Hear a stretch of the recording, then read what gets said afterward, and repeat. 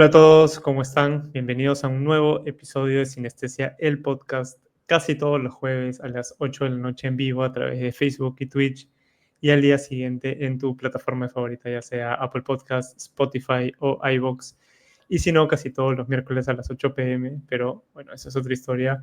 Todas las semanas también junto a Juan Carlos Guarelli. ¿Qué tal, Juan Carlos? ¿Cómo estás? Hola Carlos, ¿todo bien? Con la resaca de los premios Oscar, hoy vamos a hablar de unas cuantas películas que estuvieron nominadas o que fueron premiadas y que han llegado recientemente o a la cartelera o al streaming, pero también vamos a hablar de otro título muy interesante que ya se sale de la temporada de premios y que entra al, digamos que, calendario de estrenos de 2025. Y que por ahí que podría tener alguna posible nominación para la próxima temporada de premios, ¿crees o no? Antes de decir cuál es la película. Podría ser, no creo que al nivel de la película anterior de ese mismo director, pero por ahí que quizás en alguna categoría técnica, no lo sé. Podría ser. Bueno, bueno, para no dejarlos a oscuras, vamos a empezar hablando de Mickey 17, la nueva película de Bong Joon-ho. La nueva película desde Parasite, Parásitos, esta gran película en todo sentido de la palabra, ¿no? Una de las grandes películas del siglo, y que además abrazó a críticos con cinéfilos, con cinemeros, con la academia, con los europeos, con los festivales, ¿no? Fue un abrazo, digamos, entre todos los que les gusta el cine, que es algo bien difícil de que suceda, y eso sí debo decir que más o menos que se ha repetido con Anora, ¿no? Digamos que comparten algunas cosas en ese sentido. Ahorita te paso el micrófono para que nos cuentes de qué va, qué tal te pareció y sigo opinando, pero lo que sí quisiera decir es... em, de hecho, sí le tenía altas expectativas, creo que como todos, después de, como dije, haber visto Parasite y además los que hemos consumido parte de la filmografía de Bong Joon-ho. Em, pero claro, habiendo visto las anteriores películas de elenco estadounidense, no anglosajonas, del director coreano como Okja o como Snowpiercer, que dentro de lo que he visto, el director me parece lo más bajo dentro de todo, que es un propio universo además muy distinto a sus películas coreanas, ¿no? No me parece que sucede, por ejemplo, lo que hemos visto con Almodóvar, ¿no? Que las películas, cortos, largometrajes que ha hecho en el idioma inglés sí son parte de su propio universo y sí comparten mucho, si no todo, de su filmografía en su idioma original, ¿no? En este caso sí creo que el director coreano medio que se fragmenta cuando, por lo menos después de haber visto 3 películas en idioma inglés, sí son como dos personajes distintos, dos directores distintos, que obviamente comparten ciertos elementos, pero sí me parece que habla un idioma dentro del cine diferente cuando lo hacen coreano y cuando lo hacen en inglés, lo cual me parece interesante. Me gusta más su versión coreana, definitivamente, pero dentro de las películas en inglés que ha hecho hasta ahora, me parece que Mickey 17 es la mejor. No me parece, estoy convencido, por lo menos desde mi lado, que es la mejor que he visto de él. Y obviamente no llega a, insisto, ni a Parasite ni a algunas de sus anteriores como The Host, ¿no? A ver, bueno, eso, mientras tanto, cuéntanos un poco de qué va, porque es una película muy fresca que hemos visto ayer en el Avant Premier, y de ahí sigo opinando. Sí, la hemos visto ayer en Avant Premier, para quienes están viendo la transmisión en vivo, pero hoy, jueves 6 de marzo, ya ingresa a cartelera. Bueno, Mickey 17 es la nueva película, como bien dice Carlos, del director surcoreano Bong Joon-ho. Cuenta con las actuaciones de Robert Pattinson, Naomi Aki, Mark Ruffalo, Toni Collette, Steven Yeun, entre otros. ¿De qué se trata? Mickey es enviado a otro planeta para colonizarlo, pero él es miembro de la tripulación prescindible. Cada vez que él muere, es clonado. Pero cuando Mickey 17 sobrevive inesperadamente, aunque todos lo dan por muerto, él se niega a dejar que su clon de reemplazo, Mickey 18, tome su lugar. Como en otras películas del director Bong Joon-ho, aquí asistimos a una sátira sobre el capitalismo salvaje, sobre el neoliberalismo y el desprecio de aquellos magnates o poderosos por los derechos humanos o los derechos laborales de la clase trabajadora. Esto ya se veía en otras películas anteriores de Bong Joon-ho, ¿no? Puntualmente en películas como Ogya o como Parasite, donde el tema del capitalismo y la diferencia de clases económicas era el tema central. Aquí vuelve a abordar ese tema, pero con mucho más hincapié en las dinámicas laborales, imaginándolas dentro de una tripulación espacial que viaja a otro planeta para colonizarlo y abordando desde el humor, como una sátira, eh, los, todos los abusos laborales que se pueden cometer desde los jefes hacia los trabajadores, ¿no? Justo le compartía ayer o más temprano a Carlos unas declaraciones del director Bong Joon-ho donde él decía que en el mundo laboral actual existen muchas veces accidentes laborales en los cuales los trabajadores fallecen como parte de los riesgos de su trabajo y no pasa nada, nadie va a la cárcel, no hay mayores consecuencias y los jefes de las empresas los reemplazan con otra persona inmediatamente que también puede morir haciendo ese trabajo y aquí no pasó nada, ¿no? Como la vida de las personas que están en lo más bajo de la pirámide social o laboral no valen nada para las personas que están arriba y pueden reemplazarlo muy fácilmente. Y como ocurría también, siento yo, con el personaje de Guy Pearce en El Brutalista, que es un personaje similar de alguna manera al villano que tenemos aquí, que es el jefe capitalista, el magnate. En ambos casos desprecian la vida de los que están debajo de ellos, de sus trabajadores, de sus subordinados, y solamente pueden ser parcialmente amables con ellos mientras les sirvan para ganar dinero. Pero una vez que ya no les sirven, pues son desechables, son seres que se pueden intercambiar y que se pueden eliminar sin ningún remordimiento. Eso que se trataba con más sutileza, si se quiere, en El Brutalista, aquí es ya exacerbado y exagerado para efectos cómicos, ¿no? Creo que lo más interesante de la película está en el concepto, en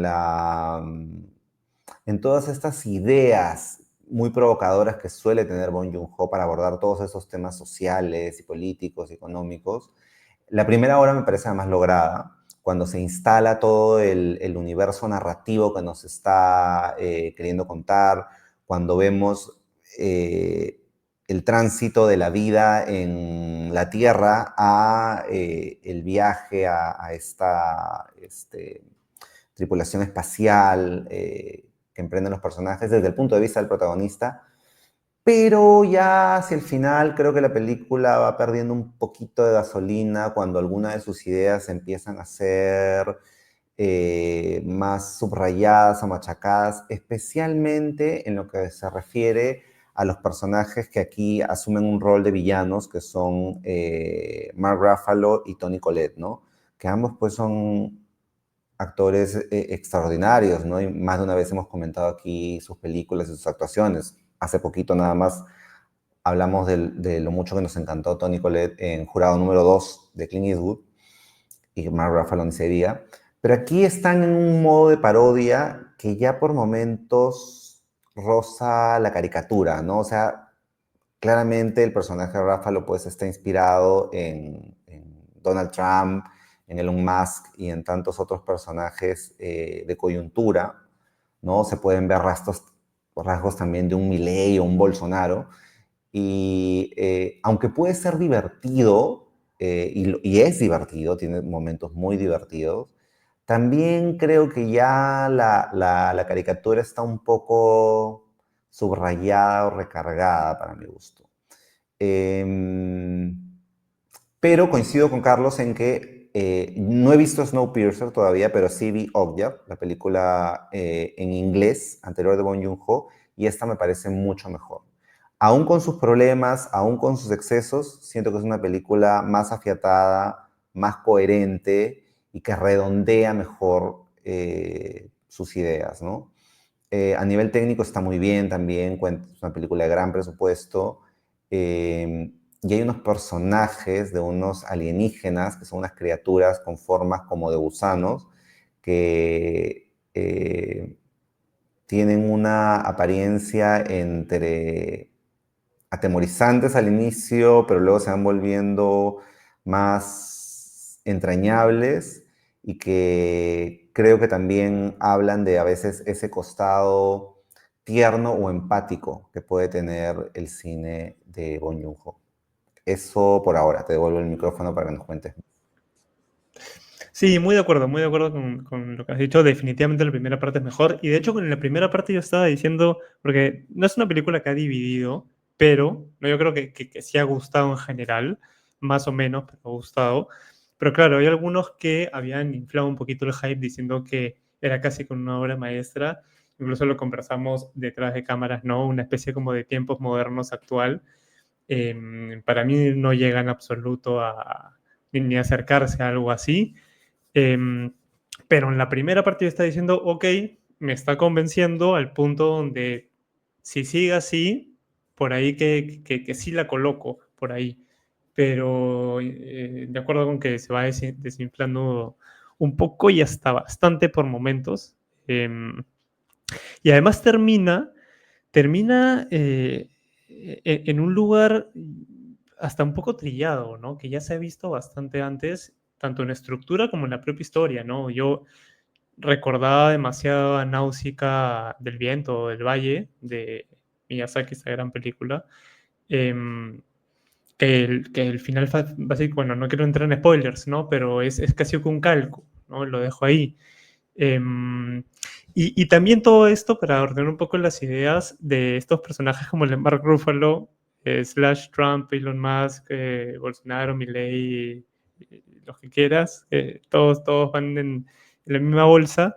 Em, hasta cierto, o sea, a ver, es recontra caricaturesco, ¿no?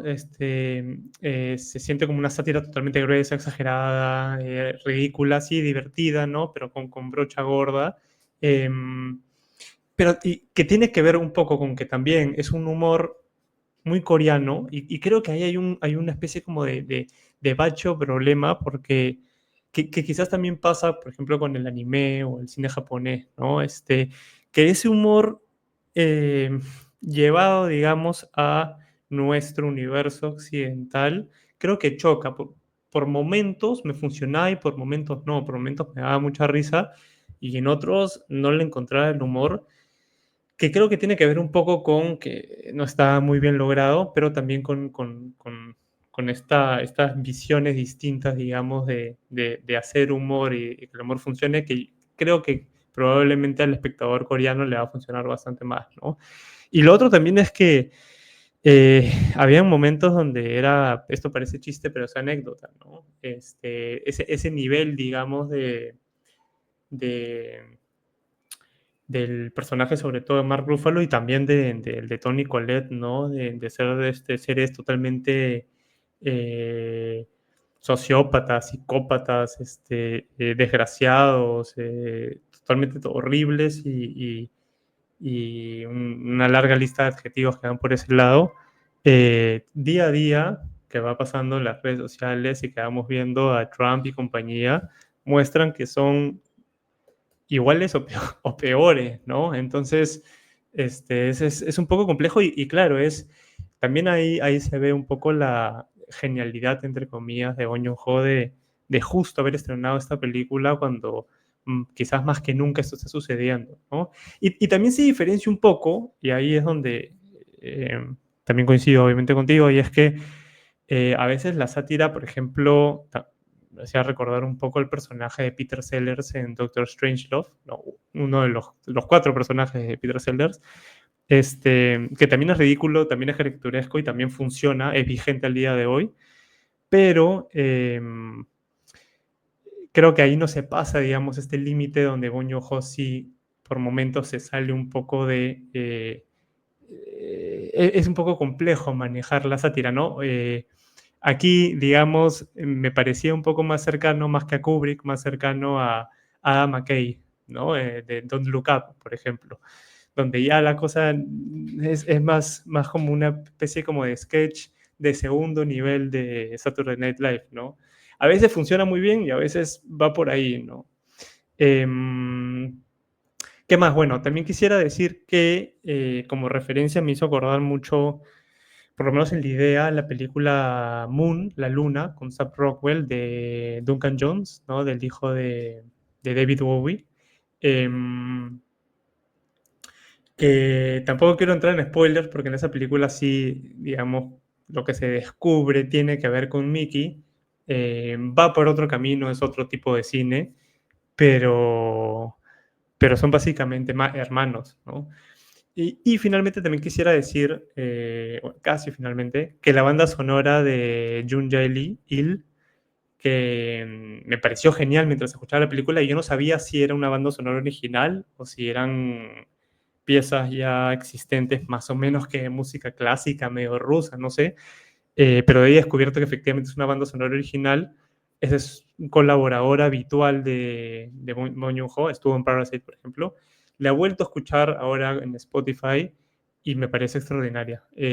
Ahorita para mí marca la pauta de la mejor banda sonora del año, como me pasó el año pasado con Challengers. A ver, quizás no es tan buena como la de Challengers, pero va por ahí y a ver si alguna lo supera, ¿no? Y lo último para devolverte la pelota y que nos digas tus últimas impresiones es cuando metía esto de si puede estar nominada esta película o puede ganar algún premio, también un poco en modo chiste, Bong Joon-ho decía que para él Robert Pattinson, perdón, debería estar nominado a actor principal y actor secundario, ¿no? Así que bueno, ahí te la dejo rodando, te devuelvo el micrófono para que sigas con tus comentarios.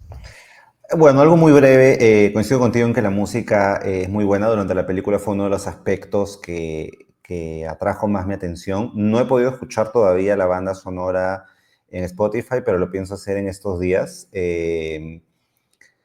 Carlos y yo compartimos esa, digamos que esa pasión por escuchar bandas sonoras de películas, y cuando la banda sonora de una película nos gusta mucho, luego la escuchamos repetidamente en Spotify, y bueno, no puedo esperar a escucharla próximamente. Y lo último es que sí siento que es una película que, a diferencia de Parasite, y las comparaciones con Parasite son inevitables porque es su película anterior, allí, por alguna razón, mi sensación era que Parasite, siendo una película perfecta, redonda, para mí, la última película a la que yo le puse la calificación perfecta de 10 sobre 10, hace ya largos 6 años, siento que era una película en la que la sensación que me deja es que Bong Joon-ho tiene control creativo total sobre la película y que es su visión de autor de inicio a fin, donde nadie le ha cambiado una coma ni un punto del guión ni de la puesta en escena. Aquí no me deja la misma sensación. No hay ninguna prueba, digamos, la película se retrasó un año, pero por lo que estaba leyendo, en realidad fue por la huelga de guionistas y actores que hubo en Hollywood, pero sí deja la sensación como que por momentos hay escenas que parecen completamente alineadas con la visión creativa de Bong Joon-ho, y otras donde queda la duda si hay mano de los productores o del estudio de Hollywood que lo produce para decir: suavízame esto, tájame lo otro, modifica esto, porque se siente que es una película que por momentos está un poco como en conflicto consigo misma, ¿no? No sé si es por un tema de la adaptación de la novela, porque está basada en una novela que de hecho se llama Mickey 7, la película se llama Mickey 17, o por un tema de que de repente sí hubo allí diferencias creativas o de opinión entre la productora, el estudio y Bong Joon-ho, no lo sé. pero finalmente esa es la sensación que me quedó y que conversando ayer con algunos amigos y colegas a la salida de la función, también les pareció eso, ¿no? Pero bueno, con eso cierro mis comentarios sobre Mickey 17. Para cerrar, me uno a ese grupo de colegas que opina eso. Estoy convencido, tampoco tengo pruebas, pero tampoco dudas de que hay mano negra de la productora. Porque se nota, ¿no? Y incluso, justo escuchando la banda sonora ahora, decía y pensaba, ¿no? Yo sentía que la banda sonora había sido hecha eh, para la versión de Bong Joon-ho. Y lo que sentía era, si hubiera sido finalmente la versión de él la que hubiera primado con esta banda sonora además, estaríamos hablando de una película que subiría un par de puntos y estaría bien, bien arribita, ¿no? Lamentablemente no fue así, igual termina siendo una grata experiencia. Y donde quisiera decir lo último, grandísimo trabajo de Robert Pattinson en la modulación de la voz, ¿no? Yo inicialmente no entendía, no podía creer cómo estaba haciendo para tener esa voz. Es bien complejo, o sea, es un trabajo no solo de acento, ¿no? Sino de registro y de hacia dónde lo sube y lo baja durante toda la película, que además varía según su número de Mickey, digamos, ¿no? Así que bueno, eso. No sé si quieres decir algo más o pasamos a la siguiente. Pasamos a la siguiente.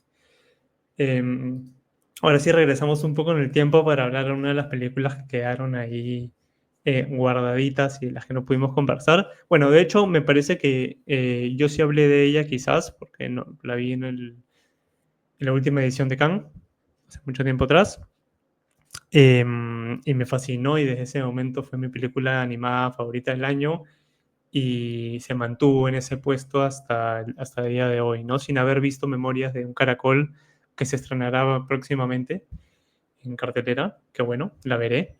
Juan Carlos sí la vio, así que podrá decirnos un poco sobre ella y en comparación, digamos, a Flow.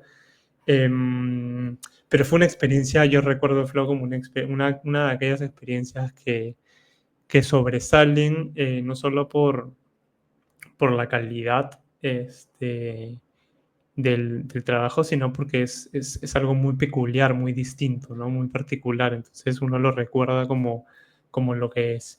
A ver, te paso el micrófono para que nos cuentes de qué va, qué tal te pareció. Quiero escuchar tus impresiones y de ahí opino un poco más. De acuerdo, Flow es una película de Letonia dirigida por Jens Silvalodis. ¿De qué trata? Un gato se despierta y ve que todo el planeta está cubierto de agua, mientras que la raza humana parece haber desaparecido. Busca refugio en un barco junto a un grupo de animales, pero llevarse bien con ellos resulta ser un reto aún mayor que superar su miedo al agua. Todos deben aprender a superar sus diferencias y adaptarse a este nuevo mundo en el que se encuentran. Es una película de animación que nos propone una experiencia inmersiva en el reino animal. A falta de personajes humanos y diálogos humanos, la película está poblada de personajes de animales, comandados por un gato negro, y los sonidos que escuchamos son maullidos, ladridos, graznidos y otros sonidos propios de la naturaleza y de los elementos naturales como el agua o el viento.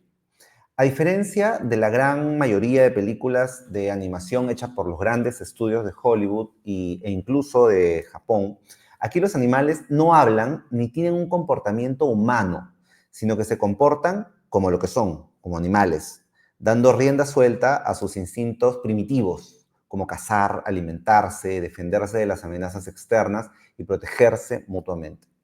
En ese sentido, la película captura con asombrosa fidelidad y naturalidad los comportamientos típicos de los animales domésticos como gatos y perros. Por ejemplo, para cualquiera que tenga un gato en casa, como es el caso de Carlos y el mío, la forma en que un gato rueda por el piso, o corre, o ronronea, o pone las orejas en punta cuando está en alerta, es completamente genuino, ¿no? Pero al mismo tiempo, en el retrato de este grupo de animales, donde hay también capibaras, y hay aves, y hay lemures, podemos reconocer inevitablemente algunas metáforas sobre los seres humanos cuando están en una situación de peligro. Por ejemplo, la creación de un sentido de comunidad, la empatía y la solidaridad cuando alguien atraviesa un problema, el instinto de supervivencia y la necesidad de defender a los más vulnerables dentro de ese grupo. Y por supuesto, también está la sutil llamada de atención sobre el medio ambiente, representada en ese mundo post-apocalíptico en el que, a causa del cambio climático, los polos parecen haberse derretido y la superficie terrestre parece haberse inundado por completo, hasta hacer desaparecer a los seres humanos. Como no hay diálogos ni ningún tipo de explicación ni de contexto, todo eso debe ser inferido o imaginado por el espectador a partir de distintas señales que se siembran a lo largo del relato. La animación es relativamente sencilla e incluso se diría que es hasta algo rústica o rudimentaria, pero esa sencillez es parte de su encanto. Es notable cómo, a pesar de la falta de diálogos, la narración se conduce con una enorme fluidez, con mucha calidez y mucha potencia emocional, apoyándose en las expresiones faciales y las acciones de sus personajes, en los miles de obstáculos que ellos sortean y en la bella música que puntúa las emociones de su travesía. Es, como decía Carlos al inicio, para mí también es la mejor película animada del año y una de las mejores en lo que va de esta década. Para mí es un triunfo a todo nivel y me parece un merecidísimo Oscar a la mejor película animada. Te devuelvo el micrófono para que nos cuentes un poco más. ¿Qué te pareció a ti? Sí, Oscar que ha sido celebrado, como también lo comentábamos por otros lares, como si Letonia hubiera ganado la final de la Champions o el Mundial, ¿no? Y me parece, me parece genial. Sí, a ver, yo creo un poco que con Flow se puede ver, vislumbrar aquello que Pixar, digamos, ha ido un poco que perdiendo con el tiempo, ¿no? Aquello que ha ido olvidando un poco. eh, que llegó para mí a su cumbre con Wall-E, por ejemplo, ¿no? Película con la que creo que además Flow hasta cierto punto conversa, ¿no? Y yo creo que, claro, si pensáramos en una animación como la que llega a Pixar versus esta de Letonia, ¿no? Que es baratísima y que deben haber animado 5 personas, no sé, pero estoy dando un ejemplo. Wall-E sería algo muy cercano a lo que Flow en esencia podría conseguir, ¿no? Y también me hizo acordar un poco una película de la que le tengo mucho cariño, que es Life of Pi de Ang Lee, ¿no? En esta también, este barco, este bote, con el humano, en este caso con el protagonista, pero también con animales, digamos, que, como decía hace un rato, simbolizan o son metáforas de diversas cosas, ¿no?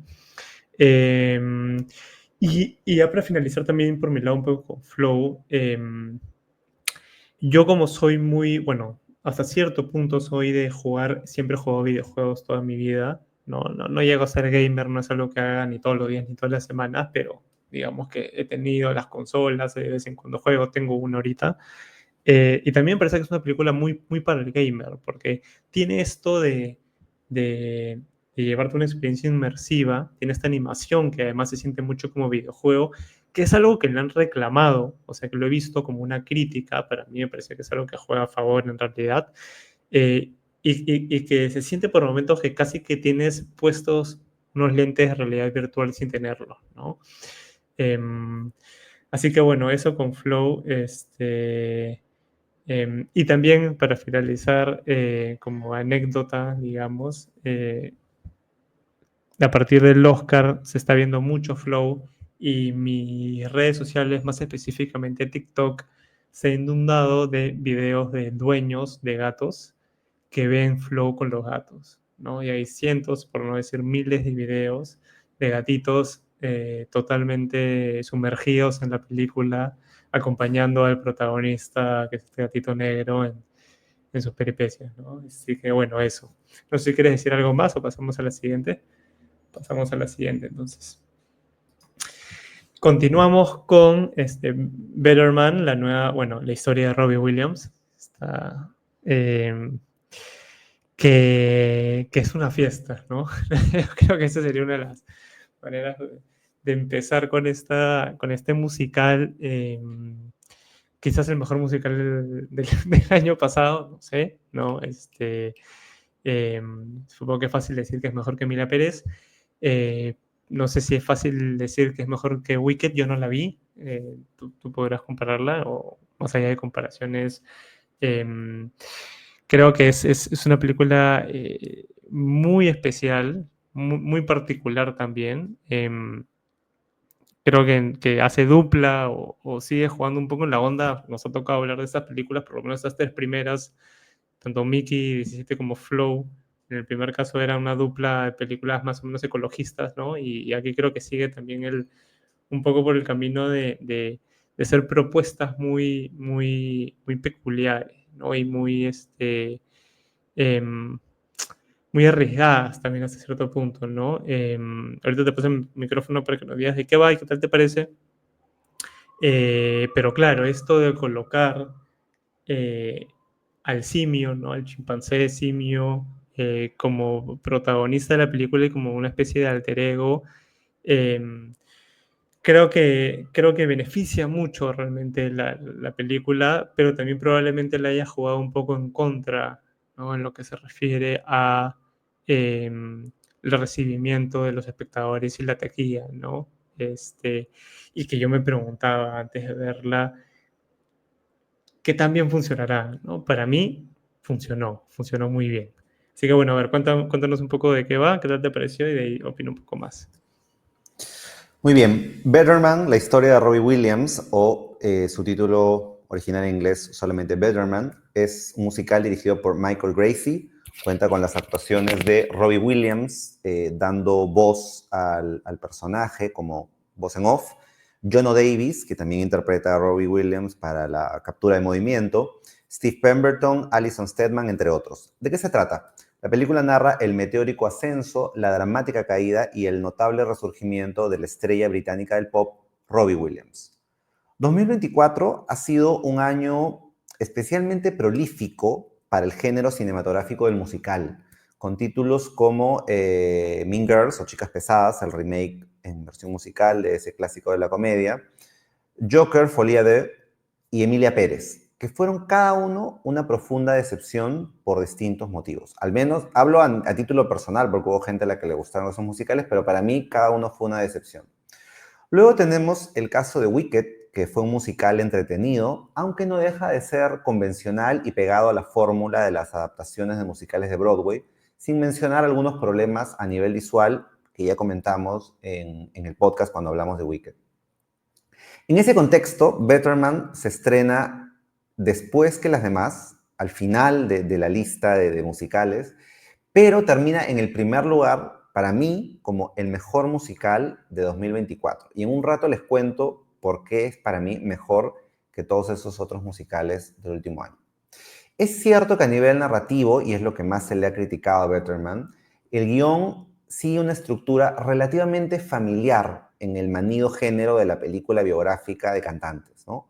Se muestra el rápido ascenso a la fama, los problemas personales, familiares y de pareja, la adicción al alcohol y o las drogas, la inevitable caída y la posterior redención. Sin embargo, como eso no se puede disfrazar o modificar demasiado, porque así ha sido la vida de muchos cantantes exitosos, el director Michael Gracie, que viene de dirigir antes el musical El Gran Showman con Hugh Jackman, encuentra aquí un enfoque refrescantemente novedoso y audaz para contar una historia conocida, de forma que se sienta original y espontánea.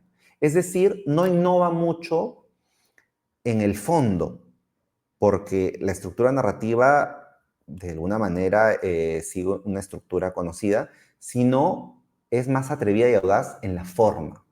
Su propuesta, que es ciertamente arriesgada a nivel formal, consiste en convertir al protagonista, que es el cantante británico Robbie Williams, en un chimpancé creado con CGI, que se percibe y se siente como un bicho raro, como un hiperactivo e impulsivo primate en un mundo de humanos que no ven ni sienten lo mismo que él.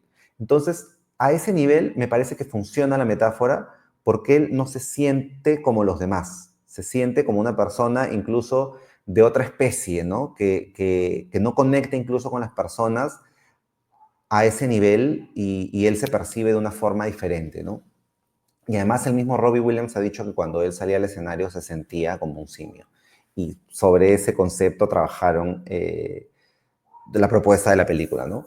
Al inicio puede costar un poco acostumbrarse a ese concepto de ver a Robbie como un simio, pero los estupendos efectos visuales logran que sus expresiones faciales, sus miradas y su lenguaje corporal sean tan creíbles que uno rápidamente se encariña y se identifica con el personaje y se adapta a ese concepto central. Ahí donde los musicales, los demás musicales de 2024 fallaron o no supieron conectar la forma con el fondo, Betterman acierta y logra resultados sorprendentes, ofreciendo varios números musicales electrizantes y dinámicos, incluyendo montajes ágiles y envolventes, y encontrando la canción precisa que exprese las emociones del protagonista en cada etapa del relato, ¿no? Que es algo que no solo ha pasado con musicales de este último año, sino en general en los últimos años, que a veces cuando se inserta una canción en la trama, parece que no tuviera demasiada relación con lo que se quiere narrar y más bien distrae de la dirección que va llevando el relato. Aquí no, aquí sí han logrado que cada canción sepa estar insertada en el momento preciso y que ayude a transmitir las emociones y sensaciones de los personajes. El principal inconveniente que veo, a pesar de que la película me ha gustado muchísimo y como digo, es mi musical favorito del último año, es que el arco dramático del personaje central termina en un esperado acto de redención y curación de todos sus males al final.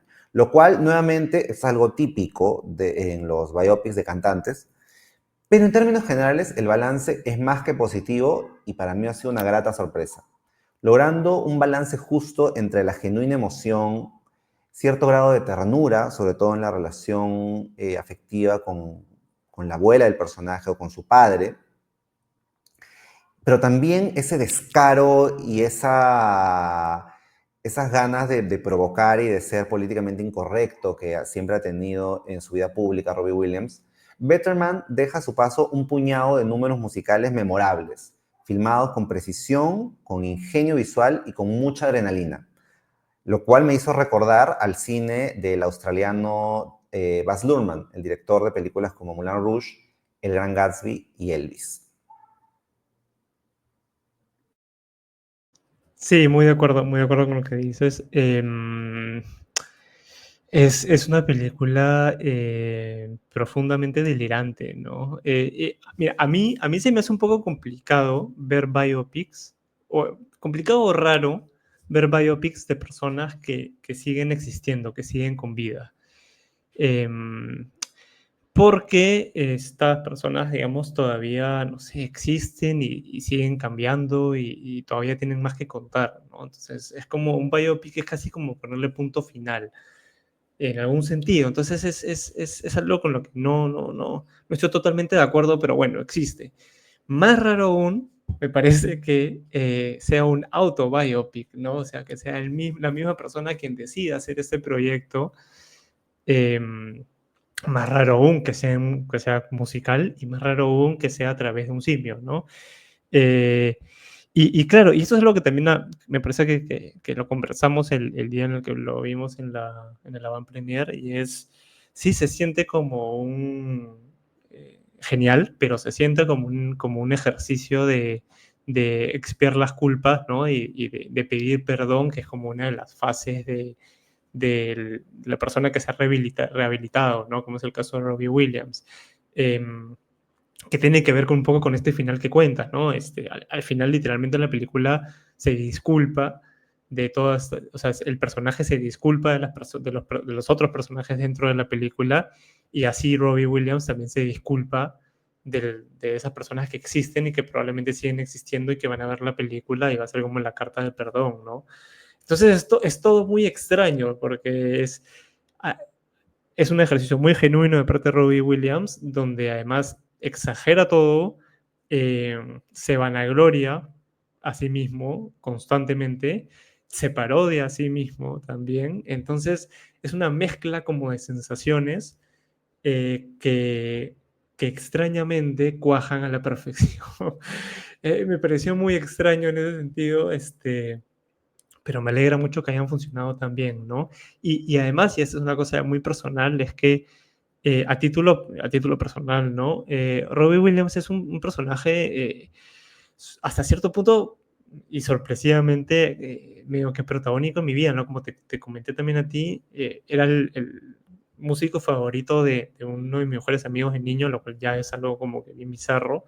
Inauguró de la nada un mundial. Yo como futbolero de la nada vi a Robbie Williams inaugurando un mundial y dije, ¿qué está pasando acá?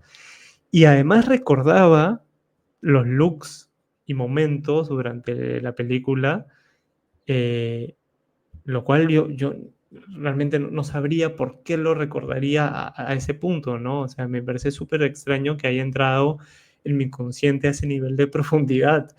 Eh, y finalmente también quiero decir, y que creo que es uno de los mejores halagos que se le puede hacer a un musical, ¿no? Es que post visionado la película, he escuchado varias de las canciones y ahora cuando escucho estas canciones de Robbie Williams, en mi cabeza, en mi mente, me aparecen los momentos del musical, me aparecen las escenas, las coreografías, veo el monito cantando la canción, escucho la versión de la película, no sé cuánto durará esto, pero sí me parece que eso es uno de los mejores halagos que se puede hacer un musical, ¿no? Porque quiere decir que funcionó, que pegó y que por lo menos hasta ahora ha perdurado en el tiempo, ¿no?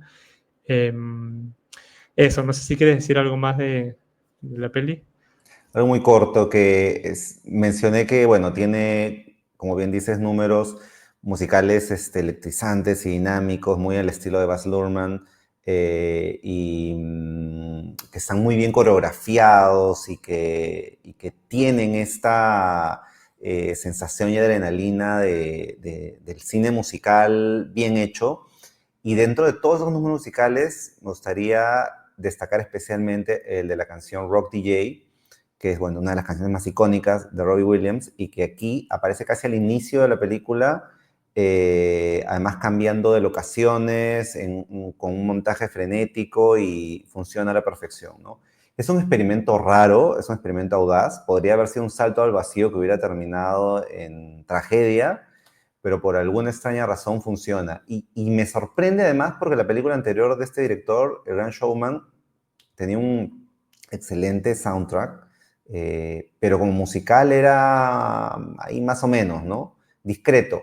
Aquí es un salto cualitativo importante y de mi parte voy a prestarle atención a lo que haga y me gustaría que siga en la senda del musical porque al menos mejor que los otros directores de los otros musicales de este año, sabe dar en el clavo al momento de dirigir secuencias musicales. Eso. Sí, además justamente esa... me parece que hay un clip que se ha viralizado bastante, ¿no? Justamente de esa coreografía en particular, que no está todo, no está completo, pero que, digamos, puede dar una sensación bien cercana de lo que es la película en sí para los que no saben todavía o no están seguros si de verla o no, no sé, ¿no? Pero por ahí va, o sea, engloba bastante bien ejemplifica bastante bien lo que es la película en sí, ¿no? Bueno, a ver, pasemos a la siguiente, que es September 5 o Septiembre 5. Esta nueva película sobre aquel fatídico hecho histórico eh, donde terroristas secuestraron al equipo de Israel en las Olimpiadas de Múnich. Eh, que ya ha sido contado, me imagino que más de una vez, pero hablando de películas que digamos, son más conocidas, ¿no? Por Steven Spielberg en Múnich, película, y yo siendo muy Spielberg gaviano, película que yo no he visto todavía de él, que la tengo en mi lista de pendientes, que ya he conversado también contigo, que creo que además es una película que te gusta mucho de Spielberg.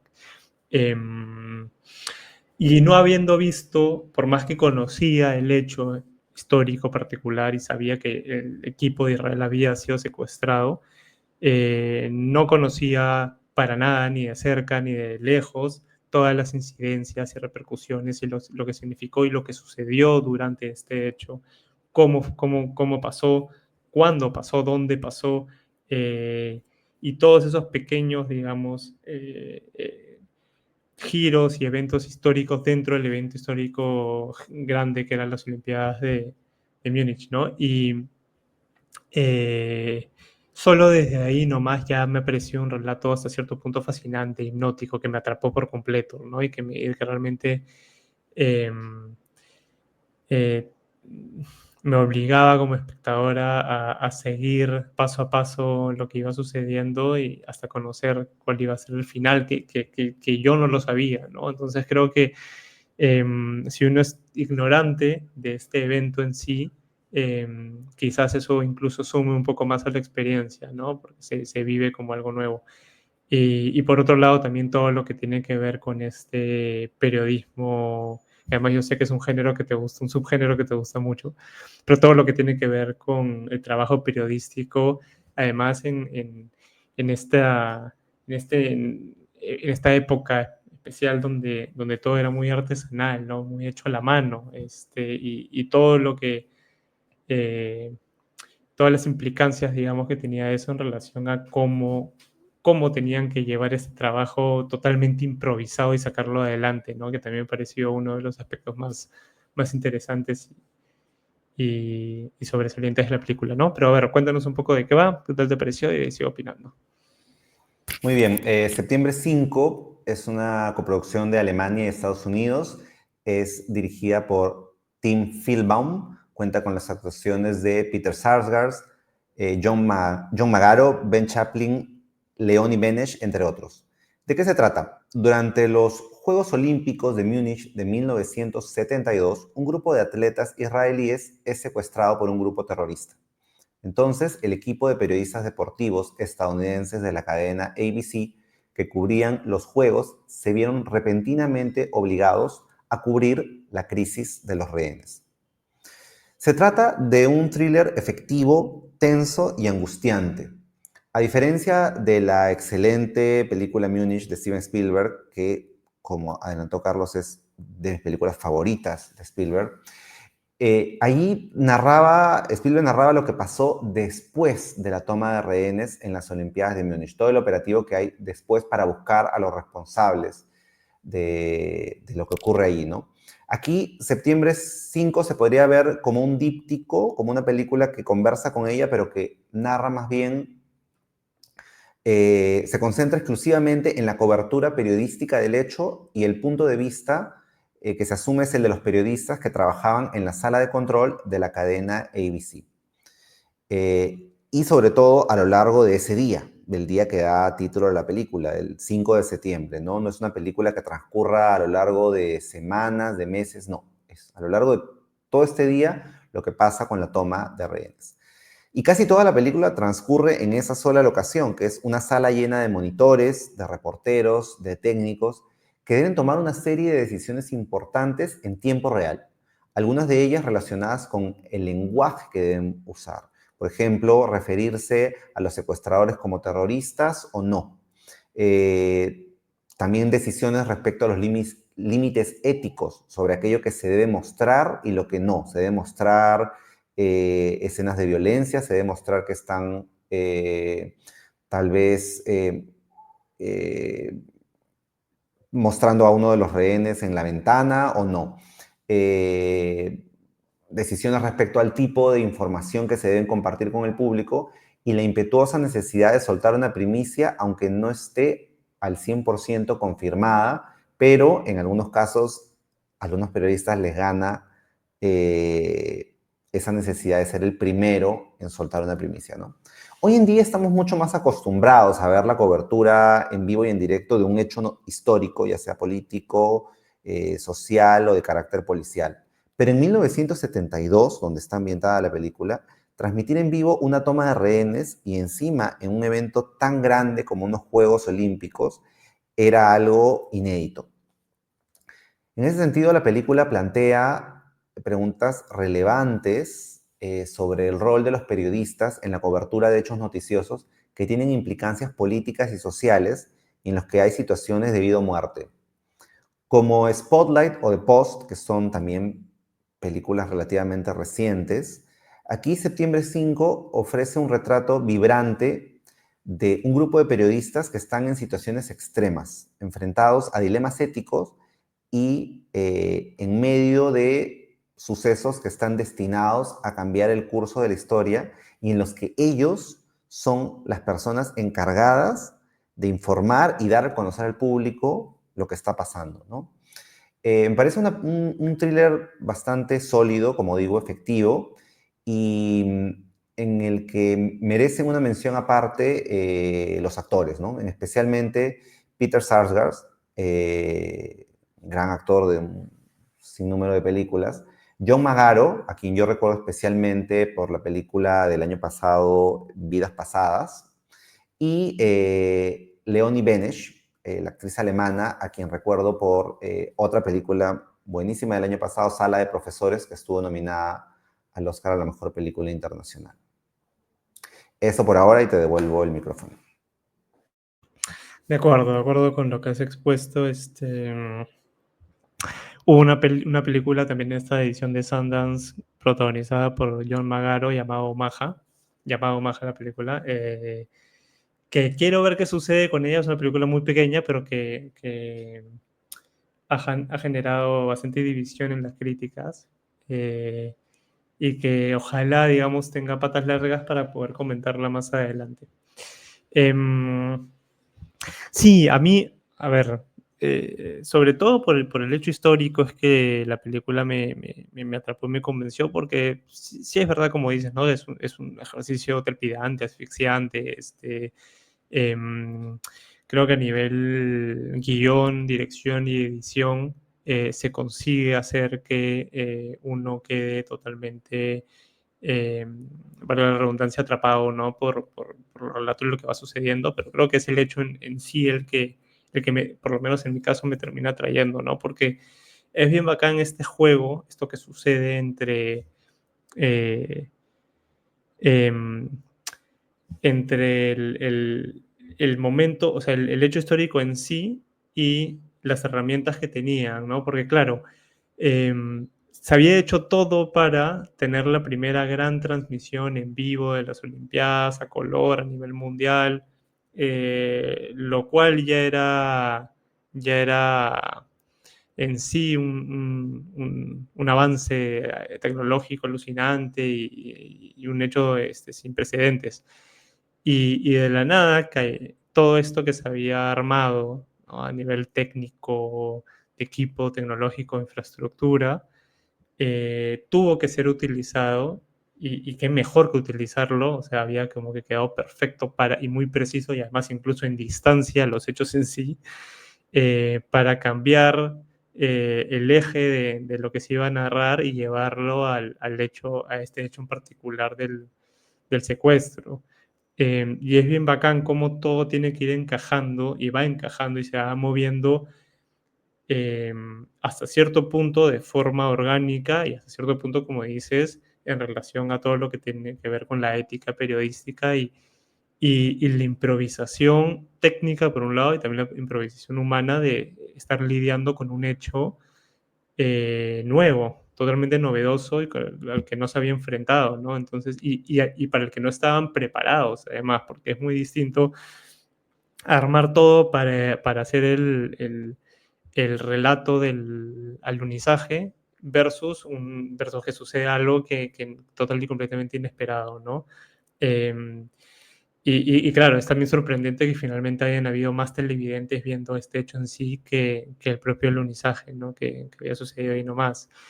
Entonces creo que un poco como ese relato me parece bien bacán, y todo eso que también tiene que ver con esa oportunidad, digamos, de Alemania de enmendar el pasado, ¿no? Era como un gran momento, una gran oportunidad realmente así como, como lo que sucede con Robbie Williams, un poco de expiar sus culpas. Y, y bueno, sin entrar en spoilers, pero es un hecho histórico que sucedió hace mucho tiempo. Sería spoilers para mí, ¿no? Pero era la oportunidad conseguirlo o de fracasar, eh, olímpicamente, literalmente olímpicamente, ¿no? Y creo que ahí también hay una lectura bacana en el final, más allá de la película, del hecho histórico en sí, ¿no? Eh, pero sí, bueno, eso. No sé si quieres decir, agregar algo más o pasamos a la siguiente.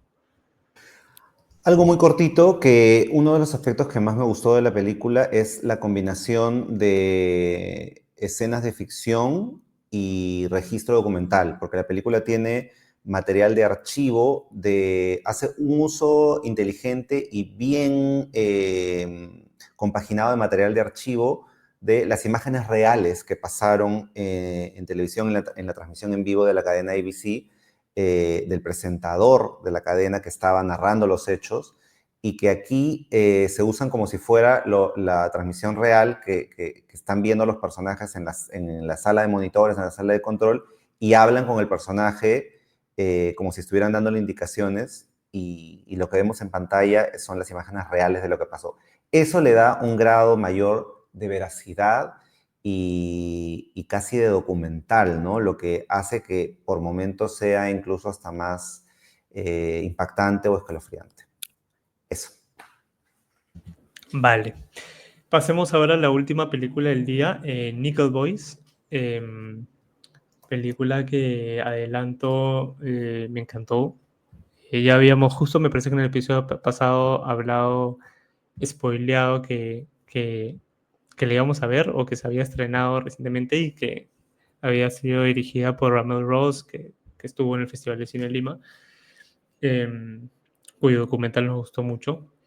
Entonces es una película que esperaba bastante ya simplemente por ese hecho, por también saber que había un ejercicio interesante del punto de vista de la cámara, más allá de la historia que se cuenta, y que traté de patearlo lo más posible, esperando, cruzando los dedos, ya sea por las nominaciones o yo que sé que se estrenará en pantalla grande, que me parece que es una película que se disfrutaría mucho más en pantalla grande, pero bueno, no llegó, se estrenó en Prime Video, la vi un día, 2 días, 3 días antes del Oscar, eh, y finalmente quedó probablemente mi podio o entre mis favoritos, ¿no? Bueno, a ver, cuéntanos un poco de qué va, qué tal te pareció y opina un poco. Los chicos de la Níquel, que es el título con el que se ha estrenado en Prime Video, o Nickel Boys, su título original en inglés, es una película dirigida por Ramel Ross, cuenta con las actuaciones de Ethan Harris, Brandon Wilson, Anthony Ellis Taylor, Hamish Linklater, Fred Heshinger, entre otros. ¿De qué se trata? Narra la amistad entre dos jóvenes afroamericanos que atraviesan juntos las duras pruebas de un reformatorio juvenil de Florida. Como comentábamos en el episodio anterior, cuando aún no habíamos visto esta película, pero estábamos hablando de las nominadas a Mejor Película, porque esta película compitió por el Oscar a la Mejor Película, el director de Nickel Boys es Ramel Ross, a quien conocíamos por dirigir previamente el documental Hale County This Morning, This Evening, que fue nominado al Oscar y por el cual él llegó al Festival de Cine de Lima. Pero este es su primer largometraje de ficción. Lo más interesante de la película tiene que ver con que toda la narración, todas las escenas están narradas a través de los planos subjetivos de los dos protagonistas, que son estos dos jóvenes afroamericanos que coinciden en este reformatorio, mostrándonos su punto de vista todo el tiempo, como si sus ojos fueran la cámara que registra todo, ¿no? Incluso cuando se acercan, por ejemplo, a abrazar a otro personaje, ves que ese otro personaje abraza al personaje y es como si estuviera abrazando la cámara. Esto genera una experiencia inmersiva que involucra mucho más al espectador y que literalmente nos pone en los zapatos del personaje todo el tiempo para poder vivir y experimentar, sentir lo que ellos están atravesando. Eh, y lo que ellos atraviesan en algunas situaciones en algunas escenas son situaciones muy duras, porque la película retrata el racismo estructural de la sociedad estadounidense, tanto en el sistema educativo como en el sistema judicial, porque si bien es cierto, ellos están con una especie de escuela, es un reformatorio para jóvenes que la justicia de su país considera que han cometido alguna falta, algún crimen, como son muy jóvenes, no pueden ir a la cárcel, entonces van a este reformatorio, ¿no? Pero a pesar de que hay escenas muy duras donde se muestra, por ejemplo, la violencia verbal o física que ejercen sus superiores contra ellos, también hay momentos que muestran esa entrañable amistad y esa empatía que tienen el uno por el otro, momentos de solidaridad y que los ayudan a sobrellevar todas las duras pruebas que ellos van enfrentando a lo largo de su travesía ahí, ¿no? Y todo esto conduce hacia un desenlace donde hay un giro, una vuelta de tuerca, que por lo que he leído ha sido un poco divisoria, a algunas personas les convenció, a otras no. A mí me parece uno de los puntos altos de la película, ese giro final, no lo vi venir, y es además un giro eh, devastador, ¿no? Porque lo que cuenta es una situación que a uno le deja pues como una patada en las entrañas por lo que implica ese giro y por lo que implica en el destino de estos dos personajes, ¿no?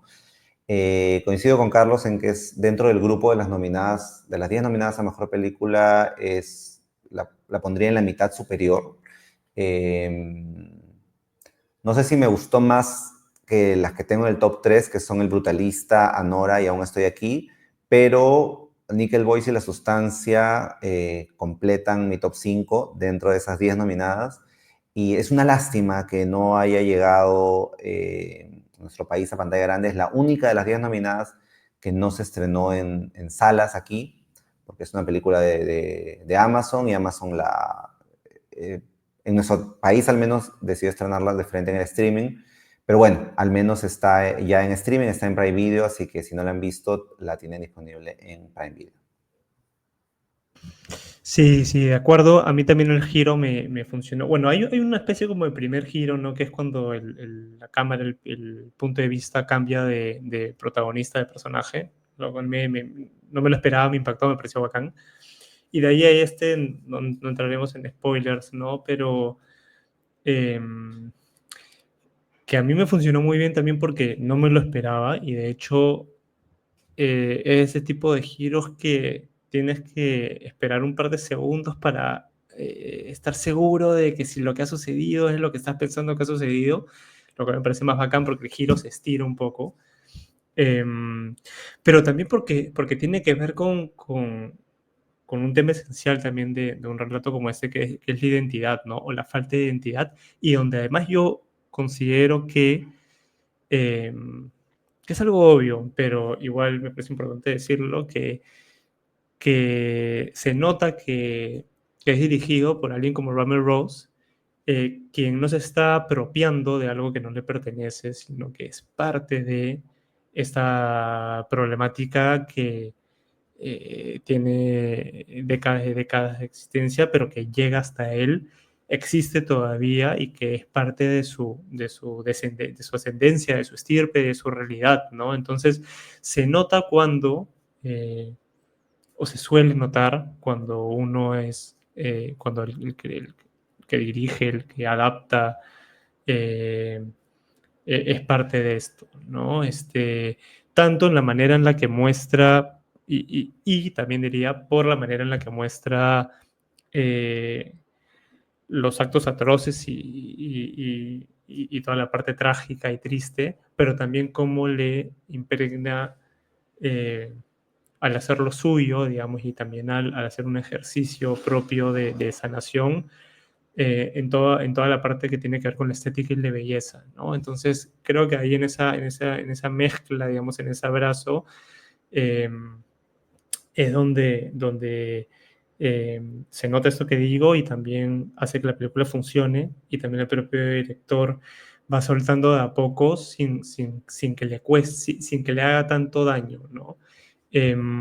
Me parece a mí particularmente también que es una especie como que de robo a mano armada que no haya sido nominada a mejor fotografía y también diría mejor dirección. Me parece genial que haya sido nominada a mejor guión adaptado, porque esta decisión llevar la novela, de utilizar el POV, me parece que funciona muy bien, como lo has dicho.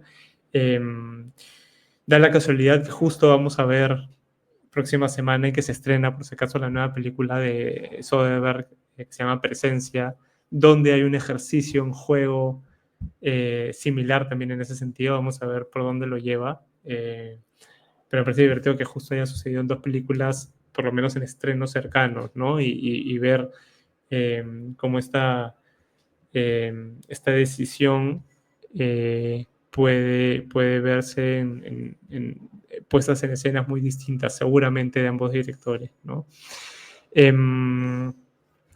Bueno, eso, no sé si quieres decir algo más en la película o... Quiero cerrar con una pregunta para ti, porque he leído que leí en algunos comentarios, no sé si de Letterboxd o críticas o tweets, que comparaban la película con el cine de Terrence Malick y puntualmente con la película de Tree of Life.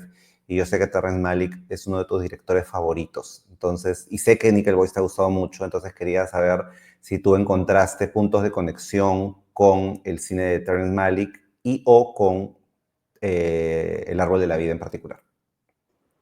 Sí, sí, sí, sí, de hecho sí, y por eso también me dio un poco la llama del gusto, ¿no? Creo que hay una cercanía en la estética, en la puesta de escena y quizás sobre todo en la sensibilidad eh, de Malik, y tanto en El árbol de la vida como en varias de sus películas, por no decir todas. Yo supongo, no he buscado tampoco si le han hecho esa pregunta a Ramel Rose, me imagino que sí, ¿no? Me imagino que hay algunas entrevistas donde se ha tocado el tema y probablemente diga que es una fuente de inspiración, me imaginaría, así como estoy convencido de la mano oscura de Warner o las productoras en Mickey 17, estoy también convencido de que hay algo eh, de Malik, desde, no sé si un homenaje o que es un director que a Ramel le gusta, ¿no? No creo que sea mera casualidad. Y como digo, ese es uno de los motivos por los cuales creo que me gustó bastante, ¿no? Esta propuesta. Eso, no sé si quieres decir algo más o pasamos, bueno, vamos cerrando con un ciclo de cine ya para terminar, que me parece que sí es importante mencionar, eh, y te paso el micrófono para que nos cuentes, porque hay varios títulos más que interesantes que son además o estrenos o una nueva oportunidad de verlos, ¿no? Uh-huh. Así es, desde hoy, para quienes están viendo la transmisión en vivo, desde hoy, jueves 6 de marzo, hasta el 9 de abril, es decir, más de un mes, el Centro Cultural de la Universidad Católica presenta el ciclo Las Ganadoras, conformado por películas que han sido galardonadas o nominadas en los premios Oscar, los Goya, los Golden Globes, el Sindicato de Actores, etcétera, ¿no? Son 12 largometrajes, algunos de ellos que ya han estado en cartelera o en festivales de cine, y otros son de estreno absoluto. Van a proyectar, por ejemplo, El Brutalista, Un Dolor Real, Cónclave, Aún Estoy Aquí, Flow, Septiembre 5, La Habitación al lado de Almodóvar, Anora, bueno, ahora la Palma de Oro y del Oscar a la Mejor Película, La Luz que Imaginamos, que es un peliculón de la India, que estuvo el año pasado en la Semana del Cine de la Universidad de Lima, y que, dicho sea de paso, ganó el premio Preci al mejor estreno internacional el último año. Película que comentamos, Carlos y yo, cuando estuvo en el Festival de Cannes. Yo la pude ver en screen en ese momento. Es un peliculón, no se la pierdan. La Semilla del Fruto Sagrado, que fue una de mis películas favoritas del año pasado y que estuvo en la Semana del Cine, y que, si mal no recuerdo, también fue la película favorita de Inés. Va a estar Un completo desconocido. Y, ojo con este título, Memorias de un caracol, que es una excelente película de animación con la técnica de stop motion, que estuvo nominada al Oscar a la mejor película de animación, compitió con Flow, Flow le ganó, pero igual Memorias de un caracol es una muy buena película para quienes les guste la animación de stop motion. Ese es un título más que interesante. Sí, y también diría, ojo, que hoy día curioseando un poco en próximos estrenos, vi que tanto la semilla el fruto de no, la semilla del fruto sagrado como Memorias de un caracol se van a estrenar también en marzo, por lo menos en Cineplanet. No sé, me imagino que a la par del Centro Cultural de la Católica, pero quizás lleguen de distintos cineplanets, ojalá, y no solo en el Alcázar, ¿no? Para que se pueda ver de diferentes lugares, ¿no? Pero bueno, eso. Creo que eso es todo por hoy. Muchas gracias, como siempre, por acompañarnos, y muchas gracias, Juan Carlos, por acompañarme también. Gracias, Carlos, y gracias a las personas que siempre nos escuchan, nos ven la transmisión en vivo. Nos vemos pronto. Chao. Adiós.